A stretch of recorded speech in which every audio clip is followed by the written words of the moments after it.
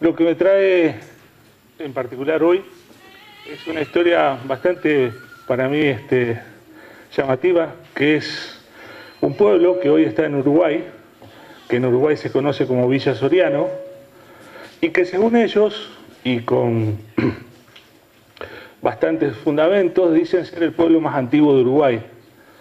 Esto no sería nada raro, excepto porque ese pueblo no nació en Uruguay, o por lo menos no nació en lo que hoy se conoce como República Oriental del Uruguay, sino que nació en lo que es hoy la provincia de Entre Ríos, al sur de Gualeguaychú, en un lugar que se conoce históricamente como Puerto Landa, un lugar muy histórico que perteneció en su momento al general Urquiza. Ahí cuando la revolución del 11 de septiembre, que Urquiza es traído por un vapor americano, desembarca ahí, en ese lugar, el barco, el Bruja del Mar, lo trae el capitán americano, lo trae hasta ahí, y de ahí lo traen al palacio. O sea, un lugar bastante emblemático. Y ustedes se preguntarán por qué está allá. Y bueno, eso fue una serie de circunstancias. En realidad, el pueblo fue corrido 3 veces. La primera fundada en Entre Ríos, la segunda fundada en la isla de Vizcaíno, en la desembocadura del Río Negro, y la tercera en el lugar actual, a orilla del Río Negro. Y tuvo una importancia extraordinaria, quizá no reconocida del todo en la historia de Argentina, porque desde ahí, por ejemplo, vinieron representantes a la Asamblea del año 13, mandados por Artigas, que no pudieron ingresar, ustedes saben la historia, fueron detenidos. También de ahí participaron gente en el Congreso de los Pueblos Libres, acá en Concepción del Uruguay. Ahí vivió el padre de Manuel Belgrano, tenía un almacén en Villa Soriano. Y hay una historia muy interesante sobre por qué no se llevaba bien Artigas con Belgrano, y parece que tenía que ver con el tema del almacén del papá. Sí, alguna cosa. Bueno, todas historias, ¿no? Pero lo interesante del asunto es que tiene que ver con los jesuitas, ¿no? Los jesuitas tienen una impronta tremenda en toda esta historia nuestra, y lo extraño es que no se le dio, o no, por lo menos no tuvieron esa remarcación en nuestra historia, no fueron considerados. La razón tiene mucho que ver con lo que fueron los jesuitas y lo que hicieron los jesuitas. Ellos ocuparon, fíjense, esto es un mapa de toda la región. Aparecen acá en el 1608 aproximadamente, el padre Lozano fue uno de los principales, y vienen desde el norte, desde Perú, ¿no es cierto?, y se establecen en Asunción, y de ahí toman toda esta zona como zona de influencia, ¿sí? Y establecen lo que primero se llama Provincia Jesuítica del Paraguay. Y luego, porque esto fue creciendo, aparecen provincias jesuíticas menores, y en particular la que nos interesa, la provincia jesuítica del Uruguay, que seguramente muchos de ustedes no habrán oído nombrar, pero existió. La provincia jesuítica del Uruguay, fíjense, este es un mapa del padre Luis Ernott. Miren una cosa interesantísima. El río Uruguay, que es no era límite de frontera con lo que sería después del virreinato del Río de la Plata. La provincia jesuítica del Uruguay tenía como límite esta zona gris acá, que está marcada en el mapa, que coincide casi exactamente con lo que es la traza de la ruta autovía 14. Quiere decir que toda la zona, llamémosle occidental del río Uruguay, pertenecíamos a la provincia jesuítica del Uruguay. Y eso es lo que trajo después a colación que los orientales no sean nuestros hermanos uruguayos, orientales del río Uruguay. Los orientales eran orientales del río Paraná. Y así figura cuando cuando Ramírez firma el Tratado del Pilar, firma como jefe de los pueblos orientales. No es que se tomó él la atribución de Artigas, era de los pueblos orientales del río Paraná. Después se corrió.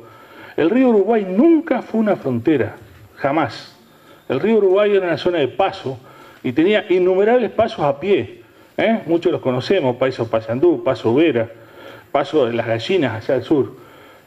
Y la otra zona que remarcaba esto era esta acá, que es lo que limitaba, separaba del mar, porque ahí había lo que se llamaba la vaquería del mar.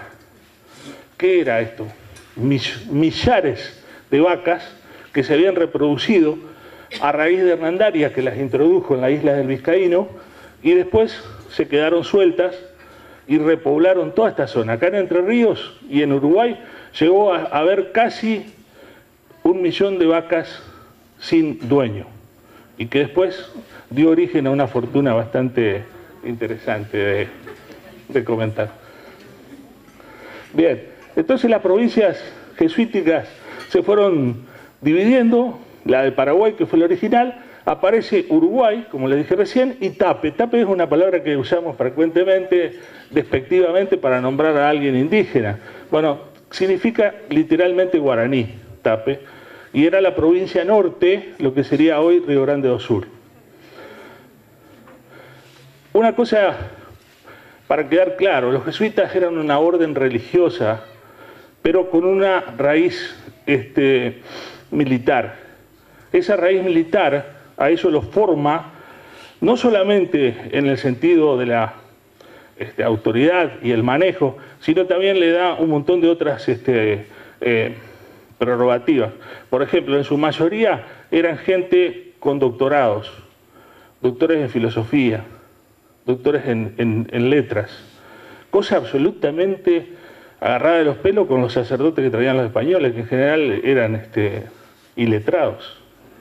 Esta gente era gente formada y conocían muchísimo de botánica, conocían de cultivos y sobre todo conocían del arte de la guerra.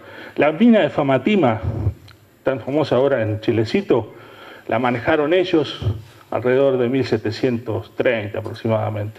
La explotaron los jesuitas.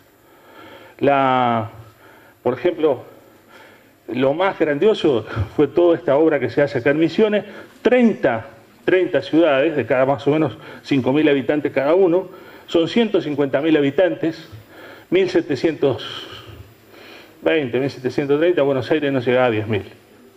Así que imagínense el poderío de esta gente, motivó que Lugones, en una obra que hizo a pedido del gobierno argentino, le llamaba el Imperio Jesuita. Eso fue la fama, la gloria y la perdición de los jesuitas. Fue tan grande el padre Luis Hernot, por ejemplo, que era licenciado en filosofía, que fue el fundador de Santo Tomé en Corrientes, llegó a manejar 35.000 indígenas armados. Cuando la batalla más grande que hubo en esta zona, que fue la del Ejército Grande, movilizó alrededor de 25.000 personas. Tengan idea de los volúmenes y las cosas que hacía esta gente. Y la principal actividad que tenía esta gente fue la yerba mate. La yerba mate, en ese momento, ellos descubren, estaba en Uruguay la yerba mate, en la laguna de los Cuervos, ahí nace, ahí estaban los árboles originales. Descubren que los indios venían desde allá arriba a buscar yerba mate ahí y se demoraban 1 o 2 años en volver. Cuando averiguan por qué, se dan cuenta que era porque cortaban la yerba mate, la sapecaban, eso que se hace con fuego, para quitarle el sabor amargo, y la estacionaban 2 años en unas piezas que hoy llaman calabozos, porque no saben para qué eran casas de piedra donde guardaban la yerba mate. Cuando los jesuitas se dan cuenta de eso, dicen, vamos a traer semillas para plantar al norte. No pudieron. ¿Por qué? Porque la yerba mate no crece de semilla. Usted planta una semilla y no nace. Recién los indios, le contaron cómo se hacía para que nazca y que consistía en hacerla comer por tucanes. Y el jugo gástrico digería una corteza que tiene laminar la semilla y después de eso sigue naciendo. Ese conocimiento lo manejaron los jesuitas y se pierde hasta, fíjense, hasta Pancho Ramírez, que cuando él quiere retomar la República de Entre Ríos, la principal actividad económica que tenía en ese momento, la más importante, como si fuera el petróleo de hoy, era la yerba mate. ¿Y qué hace Ramírez? para los que dicen que era un gaucho bruto, contrata al biólogo más grande que había en ese momento en Latinoamérica, que es el señor Bonpland, amigo de Humboldt y amigo de Simón Bolívar, y lo contrata para que descubra cómo plantar la yerba mate, cómo retomar esa cosa, ¿no? Bonpland lo descubre y le cuesta 9 años preso en Paraguay, porque en Paraguay, que estaba bajo una dictadura, era considerado esto un secreto de Estado. Y esto trajo como colación que Simón Bolívar, que era íntimo amigo de Bonpland, ordenara a Sucre que invada Paraguay, desde el Alto Perú. Fíjense, ¿cuánto movían los jesuitas con la yerba mate? 500 millones de dólares de la moneda actual.